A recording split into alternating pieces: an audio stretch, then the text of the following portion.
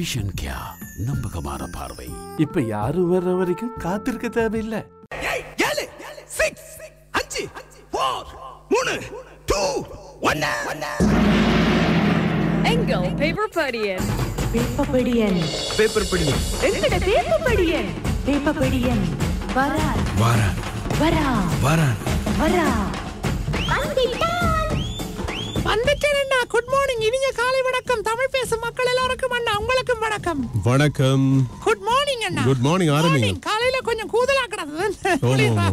கலையத்துக்களும் அப்படிதான். கலையத்துக்களையும் அப்படிதான். கலையத்துக்களையும் வளமையா குளிர்தானே, வெளியே கொஞ்சம் இதா கிடந்தது. நேற்று நல்ல மழை தானே, இரவுலையும் மழை, கொஞ்சம் அதிகாலையிலும் லேசான தூறலன்னா அப்படி இப்படின்னு பத்திரிகைகளும் பாத்திரமா நான் கொண்டு வந்துட்டேன். சுட சுட படிக்க போறேன் செய்திகளை. இந்த நேற்று மொட்டு கைவிட்டாச்சு போல ஜனாதிபதி ரணில் விக்ரமசிங்கவை தனித்து தங்களுக்கு ஒரு வேட்பாளர் களமிறக்க போறதாக ஒரு தரப்பு மொட்டுக்குள் இருக்கிற ஒரு தரப்பு முடிவு. 79 உறுப்பினர்களும் 11 பேர் மட்டுமே கட்சியின் முடிவுக்கு எதிர்ப்பாங்க.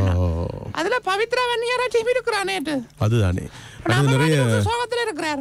நேற்று வெளியே வந்த ஊடகவியலாளரோட பேசும்போது கொஞ்சம் தம்பிக்கு சோடா இழந்துதான் காணப்பட்டது. தோற்று போறது உறுதி போல இருக்குது. அப்படியா ரெண்டு கதைக்கிறாங்க மக்கள்.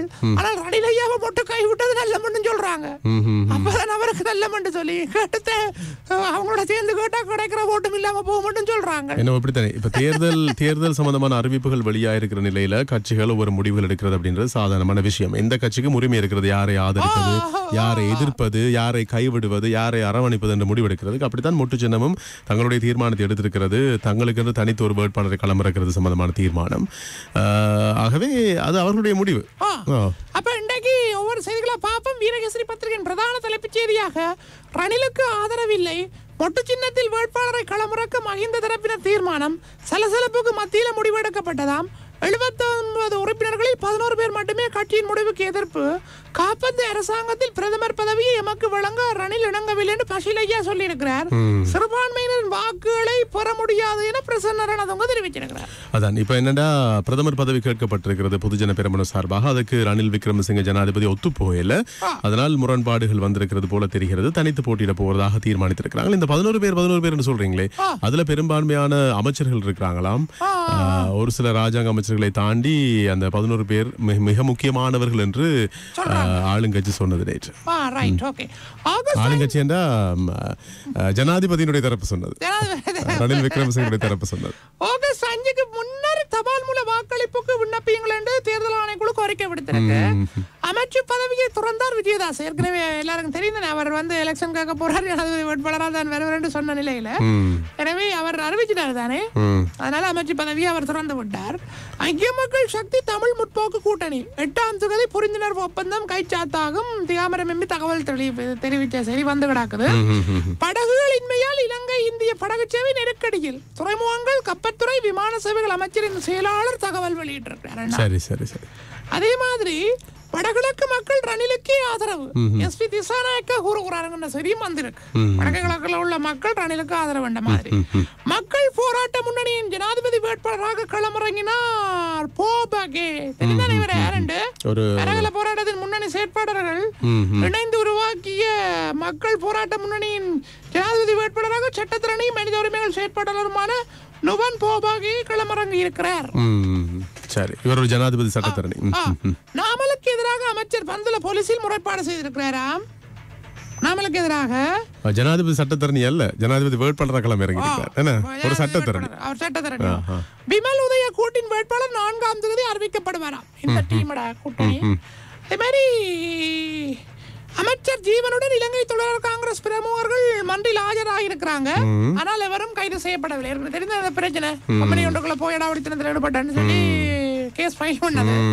அதுக்கு இவங்க போகையில பிறகு கைது செய்ய சொல்லி ஜனாதிபதி இந்த சட்டத்திரணி சொல்லி இருக்காரு. என்ன அதுக்கப்புறம் இவங்க போயிருக்கிறாங்க போல மன்றுக்கு போய் விளக்குகளை கொடுத்துருக்காங்க போல. அப்ப அந்த செய்தி வந்திருக்குது. தினக்குரல் பத்திரிகை படிக்கிறேன். பிரதான தலைப்புச் செய்தியாக ரணிலை கைவிட்ட ராஜபக்சர்கள் அதே மாதிரி மொட்டு சின்னத்தில் தங்கள் ஜனாதிபதி வேட்பாளரை களமிறக்க தீர்மானம், ரணிலை அல்லது வேறு வேட்பாளர்கள் ஆதரிக்கும் உறுப்பினர்களுக்கு எதிராக கடும் நடவடிக்கை. கட்சியின் அரசியல் குழுவில் தீர்மானம். என்ன நடவடிக்கை எடுப்பாங்களாம்? முழங்கால் எடுத்துவாங்களாமா? ஜெயில பிடிச்சு போடுவாங்களாமா? அதெல்லாம் நாங்க சொல்லலாதானே, அதெல்லாம் நீ அவர்களுக்கு தான் தெரியும். அரசியல்ல நிறைய விஷயங்கள் நடக்கும். சுதந்திர கட்சி 3ஆக பிளவு, 3 வேட்பாளருக்கு ஆதரவு என்கிற செய்தியும் வந்து கிடக்குது. பிரதம நீதியரசர் இதெல்லாம் சபாநாயகர் பேச வேண்டிய தேவையில்லை, சுமந்திரன் கூறுகிறார். ரணில் தேடும் இதயமாம். இதயம் இதயம் ஒரு கோவில். என்னடான்னா இந்த கட்டுப்படம் செலுத்தினது இவர் முதலாவது ஆளதான் கட்டுப்படம் செலுத்தினது. அப்ப அவங்களோட சின்னங்களையும் ஜனாதிபதி தேர்தலில் முதல் கட்டுப்படத்தை செலுத்தவர்கள் தேர்தல் ஆணைக்குழு அறிமுகப்படுத்தியிருக்கிறாங்க பல சின்னங்கள். அதுல இந்த இதயம் சின்னமும் இருந்ததாம். அதை எடுக்கிறதுக்காகத்தான் இவர் டக்கண்டு முண்டி அடிச்சு கொண்டு போய் முதலாவது கட்டுப்படம் செலுத்தின மாதிரியும் கதைக்கிறாங்க. இதயத்தை எடுக்கிறதுக்காக இதயத்தை அரகலையின் வேட்பாளரை சட்டத்திறனை போட்டி என்கின்ற செய்தியும் இதிலையும் வந்து கிடக்குது. நாமலுக்கு எதிராக வந்துள்ள முறைப்பாடாம். அதே மாதிரி சமஷ்டியை ஆதரிப்பவரை தமிழரசு கட்சி ஆதரிக்கும். கோடி காட்டுகிறார் சுரிதரன் எம்பி. மூன்றாவது உள்நாட்டு யுத்தம் ஏற்படும் வஜ்ர எச்சரிக்கை விடுத்திருக்கிறார். சைத்தநாட செய்தி ஒன்று வந்து கிடக்குது.